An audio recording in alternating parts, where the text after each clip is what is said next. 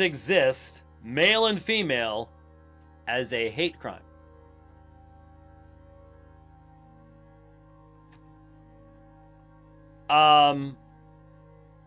So a conversation took place on campus on a Catholic, a Jesuit campus. And someone who actually still believes in what the Jesuits have always taught said to someone else that you're either a male or a female, and they denied transgenderism. Call the cops. Call the cops.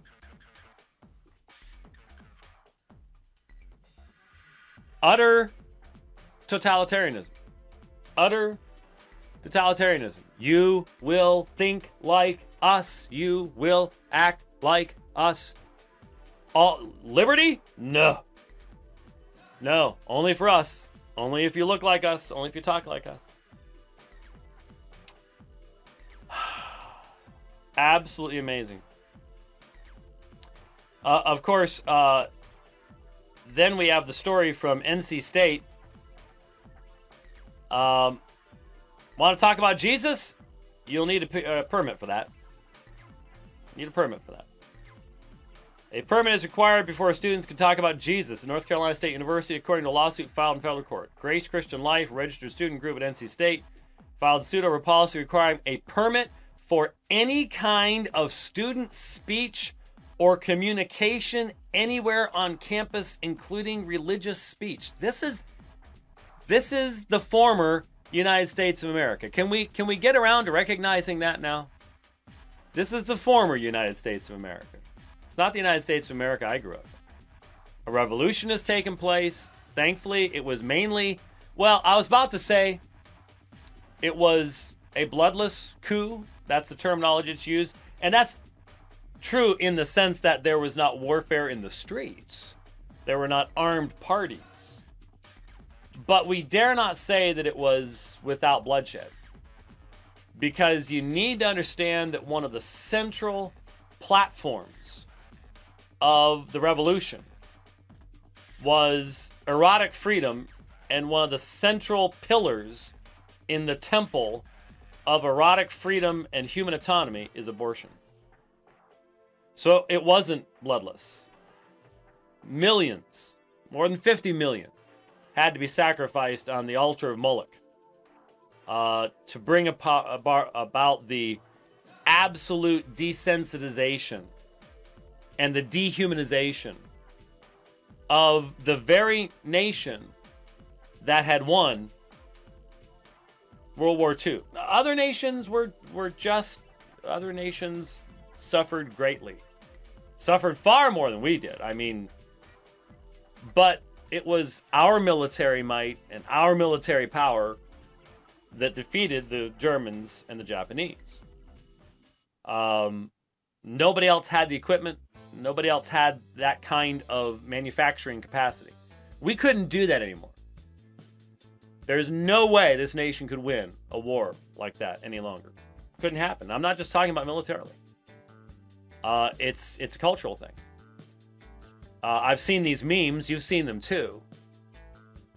Comparing the 18-year-olds in combat gear getting ready to jump off of landing craft at Normandy versus the safe space warriors today.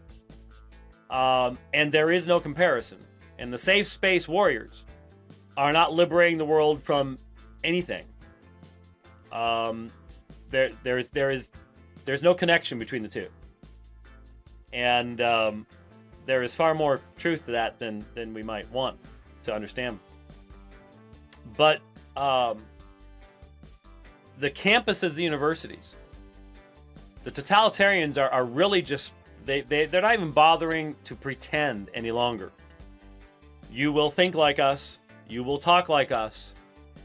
First Amendment doesn't hold here. There is no religious freedom. The only freedom you have is erotic freedom. The only freedom you have is to act like us and talk like us. and everything else will be silenced. We are totalitarians. They're not even bothering to hide it anymore. They don't figure anyone cares. They've won the war, and there you go. There you go. And so this kind of stuff is absolutely all around us, and it is shocking. 877-753-3341, 877-753-3341. It does seem to me that for all intents and purposes, the election, as far as the primaries, is over, and now there's still, I just still wonder, what if maybe possibly the FBI does what the FBI has to do. Because as far as I can tell, remember General Petraeus? General Petraeus got into a lot of trouble. He will have to be apologized to if there is not an indictment handed down against Hillary Clinton. And part of me wants to say that will change everything. And then another part of me goes, that'll change nothing. It'll change nothing.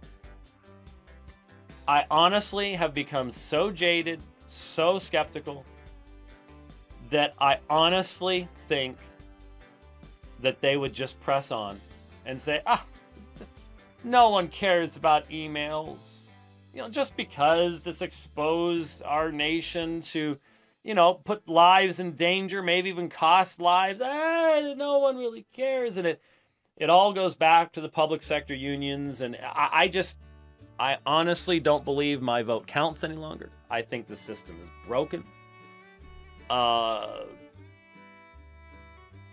I know is the news channels would love it. They could go wall to wall and just make all sorts of money in the process, and it does make me wonder. But we'll see what happens. I'm just sort of watching from the outside any longer, to be perfectly honest with you. I've mentioned this before. Just be very brief, as we've got phone lines lined up, and I don't see the one caller about Jehovah's Witnesses, so hopefully we'll be able to get them on if they've tried calling. But